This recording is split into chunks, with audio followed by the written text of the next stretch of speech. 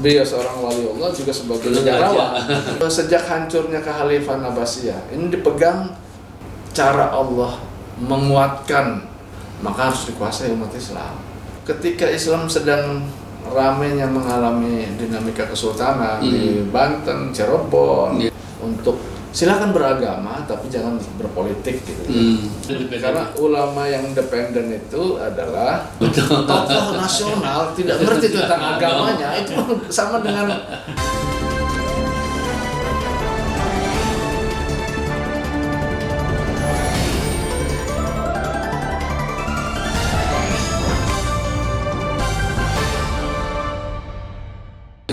Nah, untuk Jawa Barat, kenapa satu ya cukup Gunung Jati, Sarjabdullah itu beliau seorang wali Allah juga sebagai negarawan. Maka cukup untuk sesuatu dengan sosok itu. Dan Pajajaran ini kan ketika beliau masuk ke wilayah sini kan sudah mulai luntur gitu ya oleh serangan Banten. Jadi ini sebenarnya ada semacam garis sejarah keislaman yang memang itu konsep kewalian kan. Maka Nusantara ini memang terbentuk peradabannya oleh dunia selain fikih jelas ya. Islam itu dibangun oleh fikih syariat, tetapi spiritualitas tetap berkembang di Nusantara di Jawa. Ini berbeda dengan negara-negara yang Timur Tengah, terutama Arab Saudi kan ataupun daerah-daerah. Tapi hampir semua yang lainnya di luar Arab Jazirah Saudi itu spiritualitas tinggi juga. Modern di Mesir kan masih ada wali-wali kutub di sana kan, Syadziliyah, Tijaniyah kan berkembang. Bahkan saya pernah dengar apakah betul bahwa preservasi Islam di Nusantara itu masih bisa dikatakan setara ke zaman Rasulullah, karena secara ini saya pernah mendengar ketika mereka datang ke sini, cara menyambut, cara membuat satu pembukaan dalam acara hajatan itu lebih ke zaman Rasulullah. Apakah betul seperti itu atau memang perbedaan antara peradaban Islam yang ada di sini karena berdasarkan asimilasi, tapi originalitasnya tetap ada di sini? Apakah ada seperti itu atau memang? Jadi sebenarnya lebih pada peradaban sufistik karena memang abad ke-13 ini kan kebangkitan sufistik ya di Timur Tengah ketika hancurnya kekhalifahan Abbasiyah 1258 oleh serangan Mongol itu. Nah, pusat kekhalifahan itu terpecah dan kaum Sufi mengambil peran di zawiyah-zawiyah itu. Ini bisa dilihat dalam Rihlah Ibnu Battuta. Itu kan seorang penulis traveler ya, seorang pekeliling ya. Dia menuliskan tentang zawiyah-zawiyah Sufi. Dari itu Rihlah Ibnu Battuta itu seorang ulama sejarawan, itu menulis sekitar abad ke setelah perang Mongol abad ke-13 dari Tengger, terus dia masuk ke wilayah Baghdad, terus sampai ke wilayah Asia Tengah, masuk ke Jawa juga, ke Sumatera. Iya, Ibnu Battuta itu masuk ke Sumatera. Di Sumatera itu dia bertemu dengan Sultan. Nah, tulisan dia menunjukkan bahwa periode sejak hancurnya kekhalifahan Abbasiyah ini dipegang simpul-simpul komunitas sosial itu dipegang oleh zawiyah-zawiyah Sufi. Maka periode sufistik ini abad ke-13 sedang gencarnya di Timur Tengah dan berpindah ke wilayah Nusantara. Maka tradisi sufistik ini ya karena zeitgeistnya jiwa zamannya pada periode abad 13.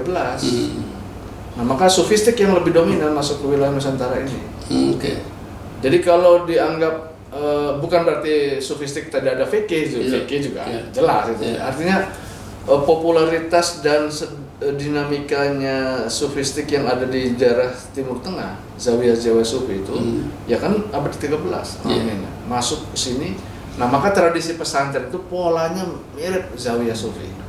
Dan memang kita melestarikan atau bahkan mengembangkan itu lebih besar daripada origin yang pernah menyebarkan itu. Bisa dibilang seperti itu. Iya. Jadi etik sufistik itu ada di pesantren-pesantren itu. Karena dari buku induknya itu kan dari Ta'lim Ta'lim ya. Kitab Ta'lim Ta'lim itu kan ditulis abad ke-16an lah itu.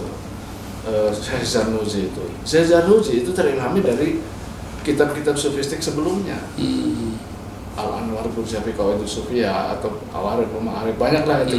Jadi sehingga bagaimana ilmu agama itu menjadi berkah, silakan bukan lagi berkah dan manfaat. Itu harus diambil dari proses-proses spiritual dan proses etik moral gitu.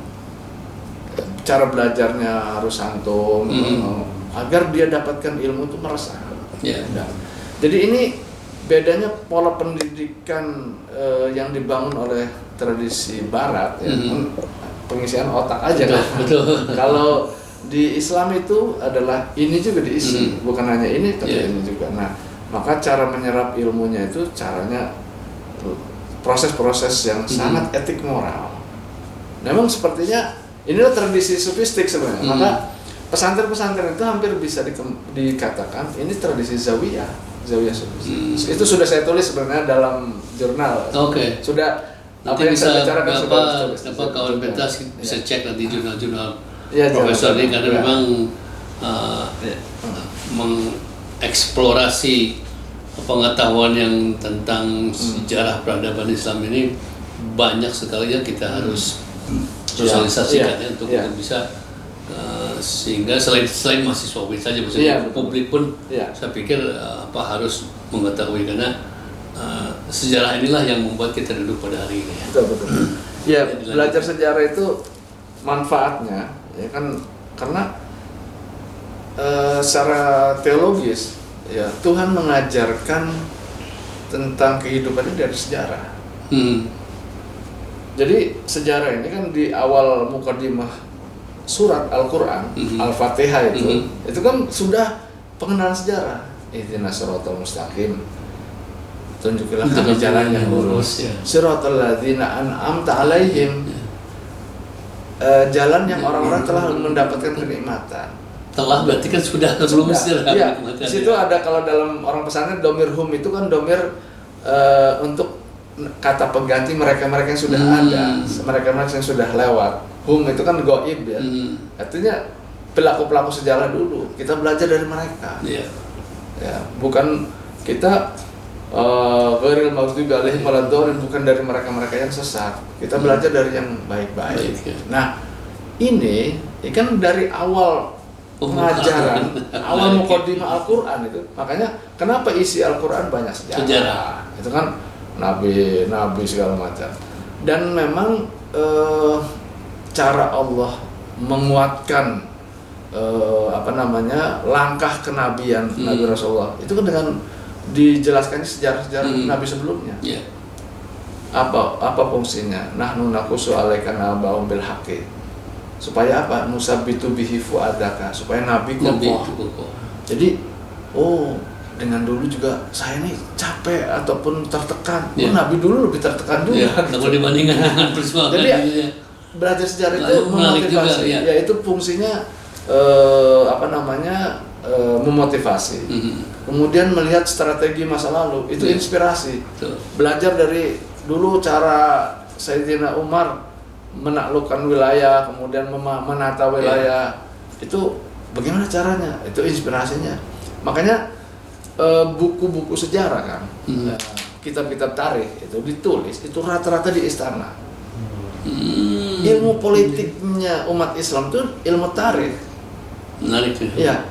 Karena apa? Istana ini kan khalifah itu perlu belajar dari kebijakan dulu. Lahirnya kitab Futuhul Buldan wa Ahkamuha. Ini kan Imam Al-Baladhuri. Al-Baladhuri ini seorang ulama. Dia ingin memberikan ilmu administrasi kenegaraan kepada Harun Ar-Rasyid, tapi dari cara-cara khalifah-khalifah sebelumnya. Maka ditulis Khalifah Abu Bakar, Umar begini kebijakannya, ini begini cara menaklukkan orang-orang pembangkang, begini cara mengambil pajak, kharaj dan sebagainya. Jadi ilmu politiknya khalifah-khalifah dulu di kitab tarikh, dan sejarawan sebagai konsultan politiknya khalifah. Menarik persepsi. Dan ini sejarah itu memberi inspirasi, motivasi, sehingga inspirasi sehingga begini. sepanjang manusia ada di bumi ini memang menuju kepada sejarah kita. Oleh karena itu banyak yang mengatakan kita ini pelaku sejarah yang sedang melakukan sejarah pada saat itu, ketika itu akan dipelajari oleh generasi berikutnya. Ini sangat menarik karena memang fondasi di kita ini peradabannya memang dari tadi dari 13 ya mulai betul tradisi sufistik itu abad 13 yang sangat. Nah, ada periodisasi sebenarnya, ada periodisasi fikih, kata sebagian Najib Al-Atas itu memberi fase pengenalan fikih, karena fikih itu lebih awal, tetapi sufistik berikutnya. Tapi sebenarnya itu antara fikih dan sufistik itu ya berbarengannya paket, karena memang periode mulai aktifnya komunitas muslim di luar Jazirah Arabia masuk ke wilayah timur itu adalah pada abad 13 itu. Makanya antara abad 13 kemudian datang pasukan dari Eropa, dari Portugis dan Spanyol abad ke berapa itu? 15 ya. Abad ke-16, 15-11 kan. Itu mereka itu kata si penulis sejarawan barat juga. Jadi semacam gerak Islam dari wilayah barat masuk ke wilayah timur sedang kencang berlari. Kemudian ada interupsi sejarah, yakni datangnya Portugis dan Spanyol, kolonial. Itu seperti menyetop tali lasso dari geraknya kuda yang dari katakanlah Islam ya. Kuda ini kira-kira Islam sedang berlari dari wilayah ini lari ke wilayah timur. Tapi semacam disetop oleh kolonialisme. Nah, disitulah Islam dan kolonialisme sejak abad ke-16 tuh mulai. Kenapa ini sebenarnya dendam Barat. Dendam Barat ketika Islam menguasai wilayah Spanyol ya. Spanyol itu zaman Ottoman itu ya? Bukan Ottoman. Ottoman itu belakangan. Itu kan Spanyol dinasti Amawiyah, Tariq bin Zaid. Tariq bin Zaid itu menguasai Spanyol itu kan. Nah, itu tahun 711. 711 itu dikuasai. 710 mulai masuk ke wilayah Jabal al-Tariq. Nah, periode ini itu abad ke-8 itu orang-orang Islam kan mulai menguasai Eropa. Nah, sampai tahun 1492 abad ke-15, 1494. Itu baru Islam bisa diusir dari Eropa. Jadi ketika abad 13 memang sangat agresif perkembangan Islam di Nusantara. Jadi mereka melihat bahwa ini harus di-intercept ya. Itulah maka perjanjian Tordesillas itu kan oleh Paus Alexander IV tahun 1492 itu menginstruksikan kepada Portugis dan Spanyol untuk menyetop dunia Islam. Karena mereka dulu kan Eropa dikuasai Islam, mereka ini politik politik keagamaan. Maka harus dikuasai umat Islam. Maka dia orang Spanyol dan Portugis memburu umat Islam. Moors sebagai orang yang makhluk buruan itu kan. Nah, itu kan cuma domisili mereka di Ambon kan atau di Maluku, kemudian itu kan penjajahan itu. Nah, itu kemudian di Malaka, Portugis dengan jadi mulai bentur. Padahal umat Islam baru berdiri sebagai Shah Bandar dan mendirikan kesultanan. Nah, itu mulai kolonialisme itu Eropa menguasai, tapi motifnya agama. Mereka agama karena atas sumpah Alexander IV itu untuk menyetop, mengejar umat Islam dimanapun. Terralius sebagai wilayah kosong yang harus wilayah yang perlu dibina. Gitu. Kan mereka melihat bahwa Nusantara itu potensi yang mengancam mereka apabila tidak di stop pada waktu itu. Iya, makanya itulah karena dia berdagang Portugis.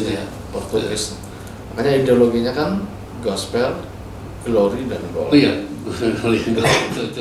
Itu kan gereja, kekuasaan dan materi. Betul. Nah, ini yang dikejar.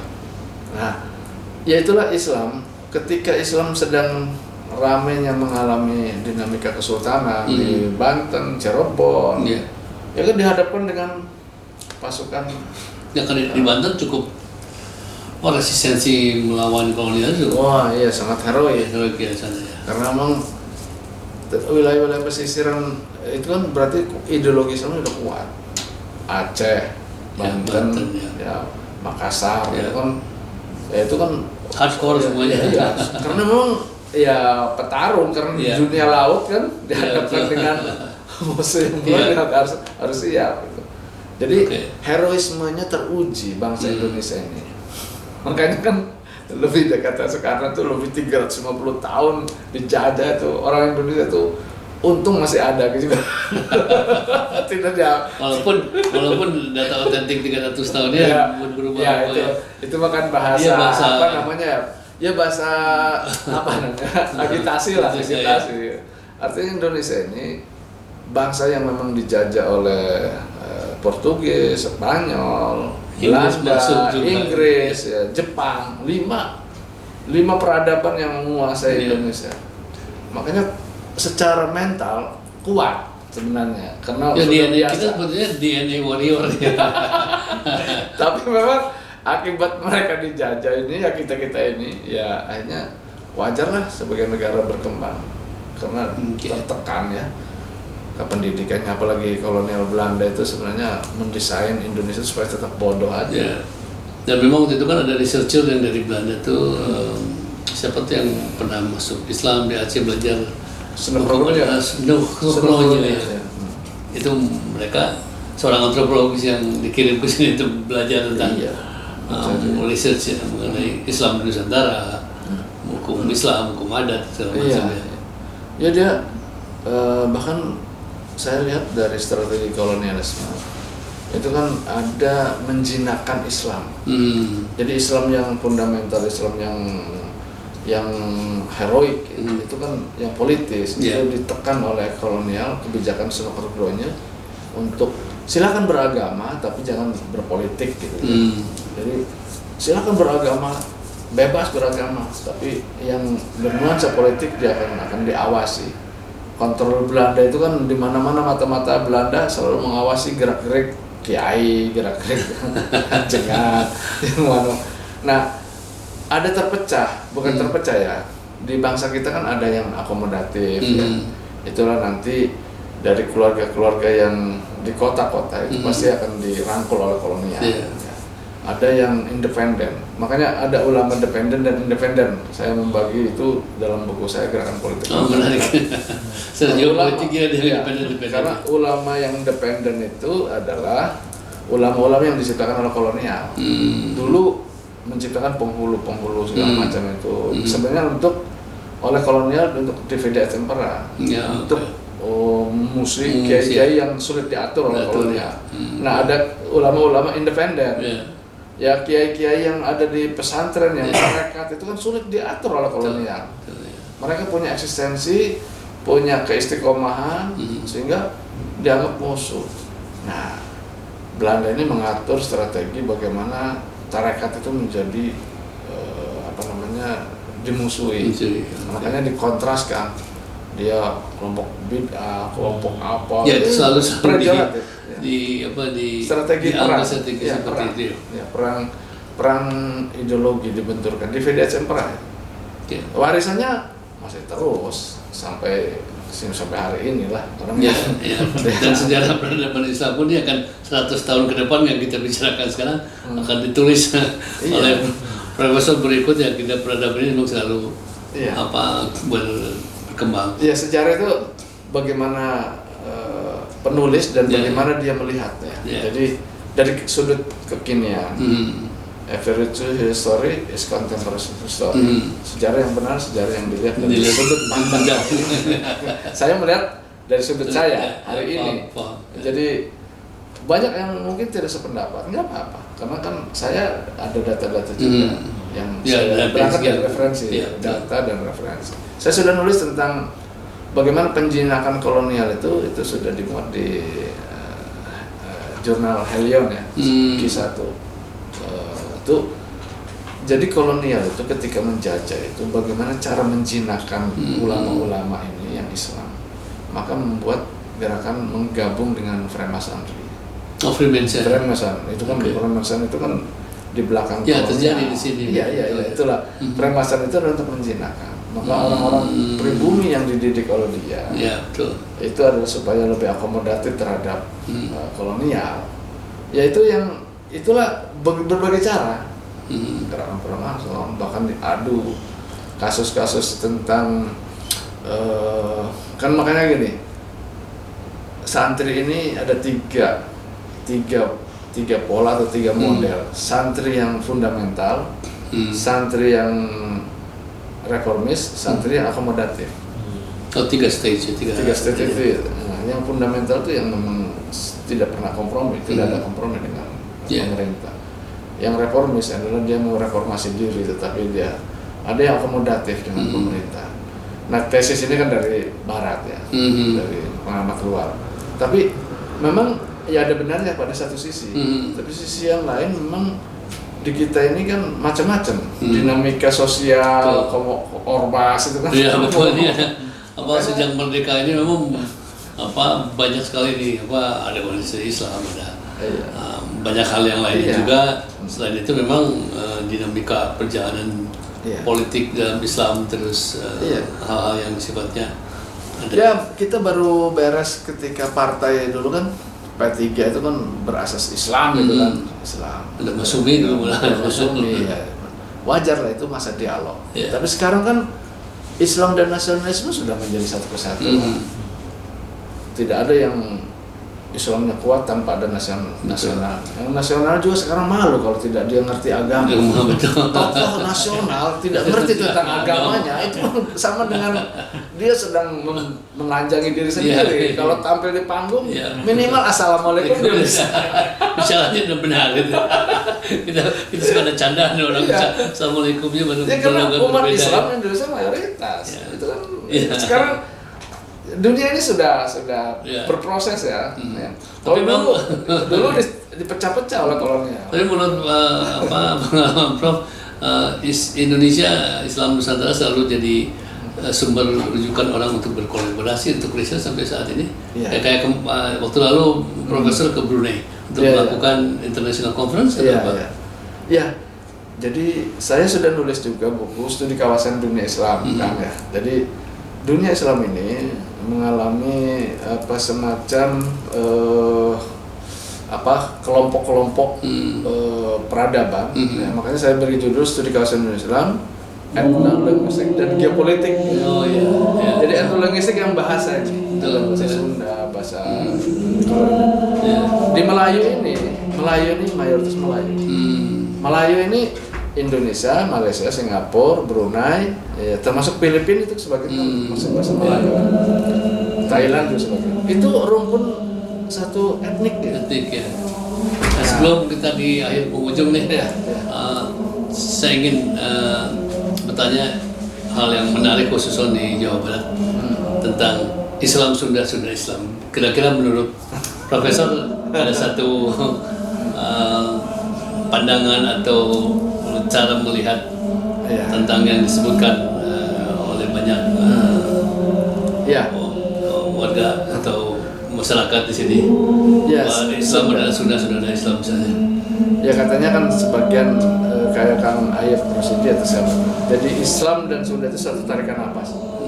Islam dan Sunda itu karena kultur Sunda memang sudah Islami. Kayak Baduy ataupun mana itu banyak yang Islami ya kan.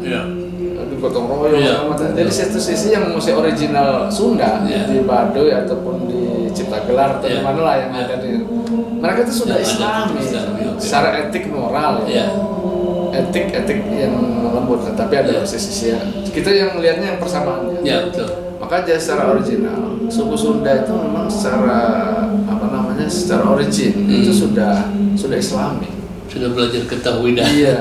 Nah itu tentang persoalan itu nanti konsep Islam datang berikutnya adalah menguatkan saja. Makanya kan ada sang tunggal tuh Batara Tunggal, tunggal itu kan sudah esa, ahad. Nah jadi budayanya sudah ada di sebelum Islam datang itu sudah ada. Karena itu salah satu sejarah peradaban Islam Nusantara kan. Iya. Dalam orang Sunda khususnya misalnya sudah melakukan praktek seperti Iya. ada komponen-komponen esensi dalam Islam gitu. Iya, iya. Jadi etik moral, gotong royong, kesopan santunan, ini semua sudah selesai. Menjaga alam, melestarikan, Jadi ya. ketika Islam masuk itu ya tinggal Ya, adaptasinya dengan mudah ya. lebih mudah. Ya. Jadi ini menurut saya tarikan Sunda Islam Sunda itu yang dari etik moral dan genuine dari budaya, Ya. kelembutan dan sebagainya. Itu mungkin kan yang bisa Oke. saya sampaikan. Ini ngawangkong tapi Tapi ini kita mengalir bahwa kita acara diskusi ini Ya, santai pokoknya. ya. Yang penting message transfer of knowledge dari Ya. narasumber yang memang ahlinya berkompetensi. ya supaya Di bidang menarik itu, aja ya. sejarah itu supaya banyak orang membuka mata dengan Ya, sejarah. melihatnya dari hal yang lain bukan hal yang Iya, memang iya. sejarah tapi ada sudut-sudut pandang yang lain bisa tadi disampaikan bahwa Al-Quran itu isinya sejarah, di sejarah itu kita belajar gitu kan, Iya, iya. motivasi, inspirasi Iya. buat kita bisa melakukan hal yang untuk ke depan. Baik kawan pentas, saya akan akhiri berdiskusi bersama Profesor Dr. Haji Thohir. Beliau yang telah berbaik hati meluangkan di acara kawan pentas. Hatur nuhun, semoga kebaikannya dibalas ke Allah Subhanahu wa taala dan terus bisa menyebarkan ilmu bersiar sehingga banyak generasi ke depan di Jawa Barat yang Gen Z ini harus tahu tentang sejarah, karena sejarah adalah tonggak atau fondasi tentang keberadaan kita sebagai manusia untuk dari mulai hari ini dan ke depan, sehingga mengetahui soal sunatnya yang mulai kiwari pemerintahnya ke punggur ya. Oke, tenang. Assalamualaikum warahmatullahi wabarakatuh. Waalaikumsalam warahmatullahi wabarakatuh. Ya, Turun. Siap.